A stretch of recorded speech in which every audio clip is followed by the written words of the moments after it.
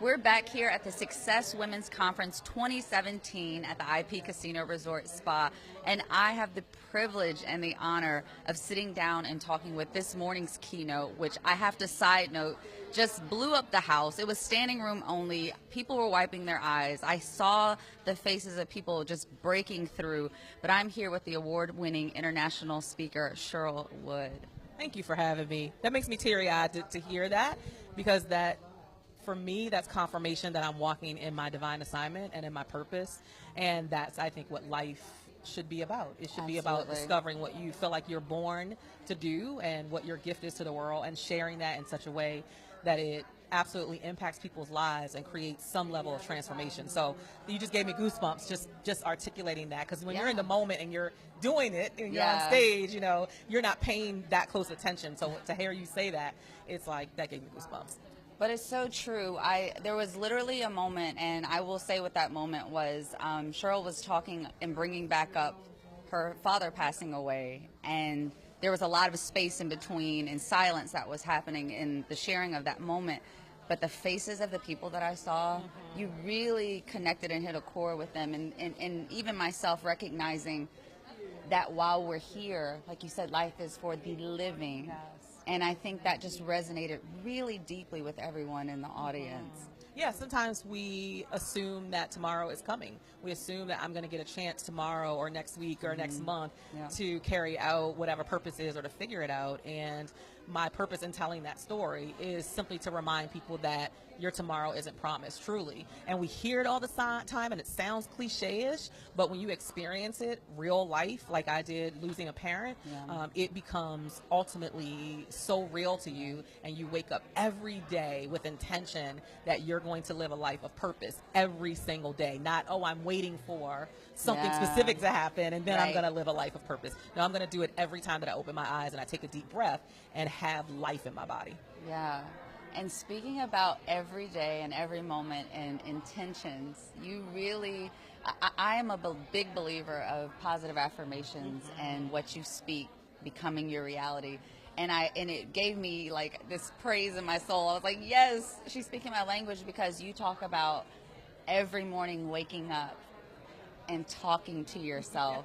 Even though you're not going to the job, that matches that talk at the present moment. Talk to me a little bit about the importance of our words and what we say to ourselves. Yeah, I mean, words really do have power. I mean, that's why people are able to be moved when they hear a speaker share a story. Words have power. And so you have to take that and you have to apply it to yourself and apply it internally, and realize that whatever you are fueling is going to be the thing that expands. So if you're fueling the negative self-talk and negative self-beliefs and fears and doubts about what you're capable of, that's what's going to expand. But if you laser focus and hone in on positivity, even when your current reality doesn't match what you're saying, you know, that's how the mind works. The mind ultimately will believe what you keep telling it. So back in 2009, when I was still going to my corporate job as a legal secretary, even though I knew I wanted different, I would wake up and I would say these affirmations about the fact that the world was waiting on me and there was greatness waiting on me, and I was, you know, destined for abundance and prosperity. And then I would burst out laughing because I had to go to my job. So what I was speaking wasn't yet manifested. Right. And that can be the challenge, because people expect to speak it and it manifests immediately. Right. And it just doesn't happen that way. But I do believe the more you speak it, the more you believe it, and then your actions will align with the belief. Yes, I love that. Your actions will align with your beliefs. And so we're doing it whether we know it or not, right? That's right. So the question is, are you feeding into the positivity, or are you feeding into the negativity? Or are you even aware that you're doing it at all? Absolutely. But speaking about manifesting, I will tell you my moment where I got goosebumps, because I'm currently on a journey, as most of us are on a journey, and we're visualizing our life. And sometimes literally putting up vision boards, literally seeing in our mind's eye what it is that we want to do. But when that picture flashed up on that screen of you and your family out of the country, I almost, in your shoes, could have just imagined what that felt like to have been speaking it and seeing it every day. But here it is realized. Yeah, and that it took a lot to get to that place which is why I made this statement several times during the presentation today that, you know, God, I belong here.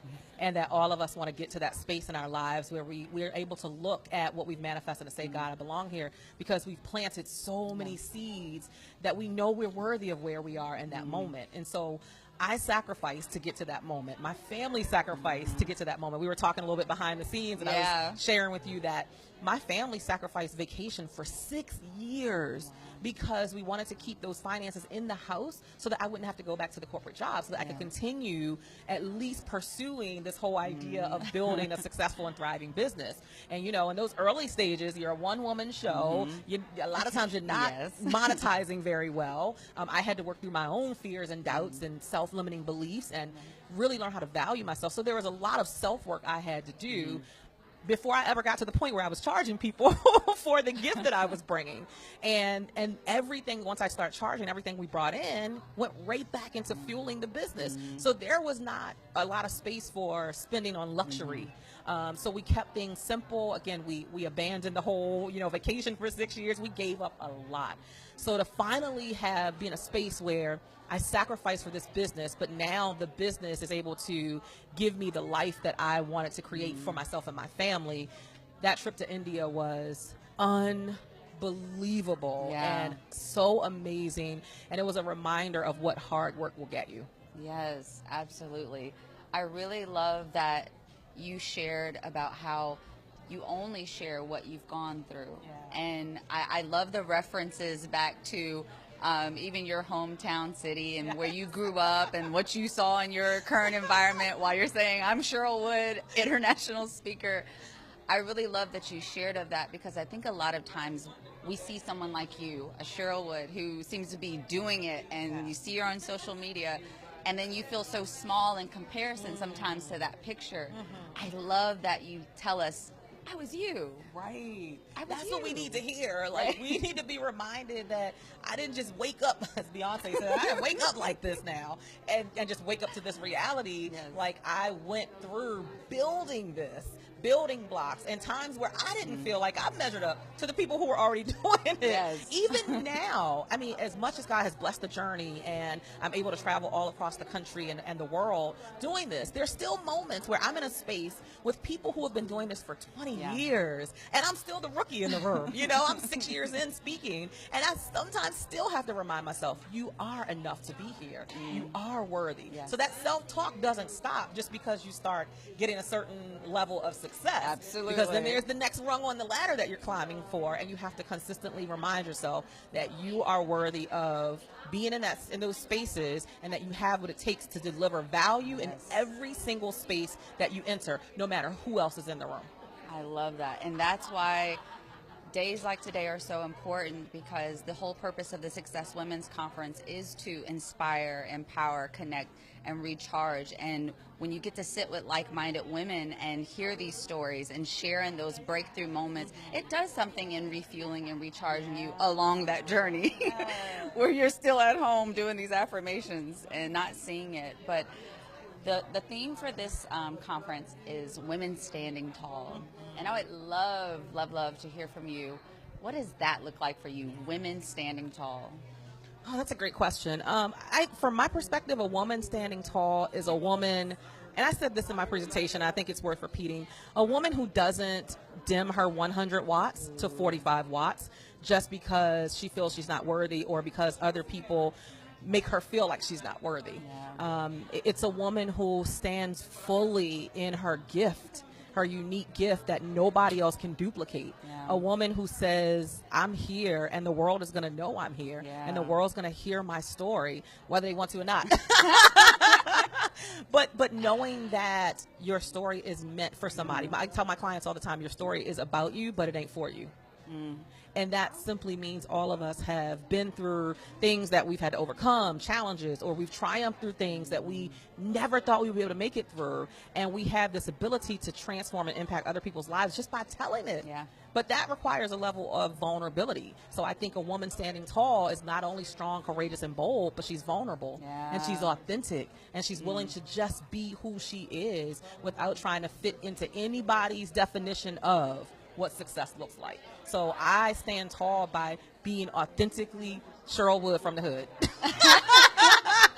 I love it. Thank you so much, Cheryl, for joining me. Be sure to look out for more interviews and connect further at successconference.info.